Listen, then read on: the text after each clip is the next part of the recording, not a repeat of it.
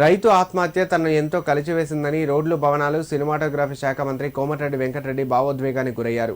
వ్యవసాయం చేస్తూ అందరికీ అన్నం పెట్టే రైతు ఆత్మహత్యకు పాల్పడిన ఘటన తన మనసును కలిచివేసిందని అన్నారు. ప్రాథమిక విద్య, ప్రాథమిక ఆరోగ్యం ప్రథమ ప్రాధాన్యత తర్వాతనే అభివృద్ధి పనులనే ఉద్దేశంతో పనిచేస్తున్న కాంగ్రెస్ ప్రభుత్వంలో ఇలాంటి ఘటనలు చోటు చేసుకోవడం అత్యంత దురదృష్టకరమని ఆవేదనకు లోనయ్యారు మంత్రి కోమటిరెడ్డి వెంకటరెడ్డి. సిద్దిపేట జిల్లా నంగునూరు మండలం గణపూర్ గ్రామంలో అప్పుల బాధతో ఆత్మహత్య చేసుకున్న రాజరెడ్డి కుటుంబాన్ని, అలాగే గుండెపోటుతో మృతి చెందిన గణపురం రాములు కుటుంబాన్ని మంత్రి కోమటిరెడ్డి వెంకటరెడ్డి పరామర్శించి ఆర్థిక సాయం అందజేశారు.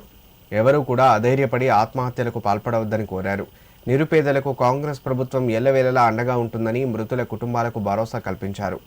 ఈ సందర్భంగా మంత్రి కోమటిరెడ్డి వెంకటరెడ్డి మీడియాతో మాట్లాడారు. చేసిన అప్పులు ఎలా తీర్చాలనే బాధతో రైతు చనిపోయినట్లు వచ్చిన వార్తలు తన మనసును కలిచివేసిందని చెప్పారు. కుటుంబానికి ధైర్యం చెప్పాలనే ఉద్దేశంతో రైతు కుటుంబాన్ని పరామర్శించినట్లు తెలిపారు. రాజిరెడ్డి కుమారుడికి మంచి కంపెనీలో ఉద్యోగం ఇప్పించేందుకు కృషి చేస్తానని హామీ ఇచ్చారు.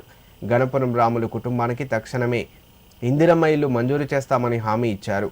కార్యక్రమంలో డీసీసీ అధ్యక్షురాలు ఆంక్షారెడ్డి, జిల్లా గ్రంథాలయ చైర్మన్ కేడం లింగమూర్తి, కాంగ్రెస్ నాయకులు దరిపల్లి చంద్రం, నరుకుల శివప్ప, దేవులపల్లి యాదగిరి తదితరులు పాల్గొన్నారు.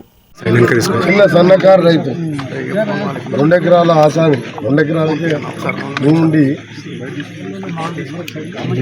మళ్ళా వ్యవసాయం మీద నీళ్ళు లేక దాని మీద పెట్టిన పెట్టుబడి రాక ఏదో సైడ్ వ్యాపారం చేసుకుందామని చెప్పి తెలిసిన వాళ్ళ దగ్గర అక్కడికి అప్పు చేసుకొని మద్రాసుకి వెళ్ళి కొన్ని సంతలో తీసుకొచ్చి పాలు అమ్ముకొని బతకాలనుకున్నాడు.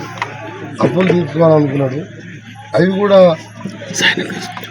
దాంట్లో కూడా చాలా మంది చనిపోయినాయి కదా.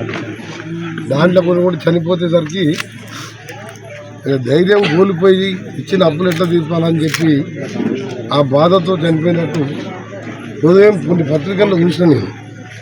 చూస్తే ఒక రైతు, అన్నం పెట్టే రైతు ఈరోజు వ్యవసాయం చేసుకుంటూ వ్యవసాయంలో ఇబ్బందులుండి ఈ వ్యాపారం చేసుకుంటూ చనిపోవడం చూసి నాకు కొంచెం బాధ అనిపించి ఇవాళ ఉదయం వెళ్ళి 7 గంటలకు వెళ్ళి రంగారెడ్డి జిల్లాలో 15-20 ప్రోగ్రాం అటెండ్ చేసిన. అయినా సరే ఈరోజు రాత్రి వాళ్ళ కుటుంబానికి, వాళ్ళ భార్యకు, కొడుకు ధైర్యం చెప్పాలి, మేము ఉంటాం, ఇలాంటి ఎవరు చేసుకోకూడదని వేరే వాళ్ళకు కూడా మాట చెప్పడం. అలాగే ఇప్పుడు రాజిరెడ్డి భార్య మన మాధవి, ఆమెను చూస్తే గుండె దొరకపోతుంది. ఆయన కూడా చూస్తే కనీసం 50 ఏళ్ళు కూడా 48 ఏళ్ళు 47 నిజంగా చాలా బాధాకరమైన విషయం. రైతు అనేవాడు ఆత్మహత్య చేసుకున్నట్టనే నిజంగా చాలా బాధ అనిపిస్తుంది. ఎందుకంటే మేము ఒకవైపు రైతులకు, పేదవారికి ఏ విధంగా చేయాలని ఆలోచనలో మా ప్రభుత్వం ఉండి ఇలాంటి సంఘటన జరిగినప్పుడు ఒక బాధ్యత సీనియర్ మినిస్టర్గా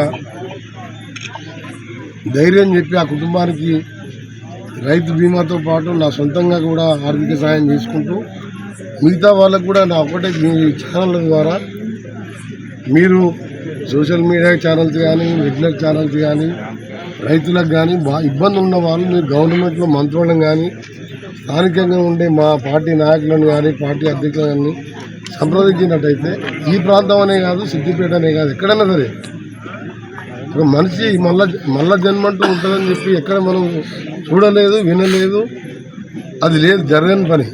మళ్ళా జన్మంటూ ఉండదు. మనిషి జన్మ ఎత్తినట్టు ఒకటే జన్మ ఉంటుంది. మళ్ళా జన్మలు పుడతాం అనేది ఉట్టి మాటలు. కానీ ఈ జన్మలు వచ్చినప్పుడు బాధలు ఉంటాయి, సంతోషం ఉంటుంది.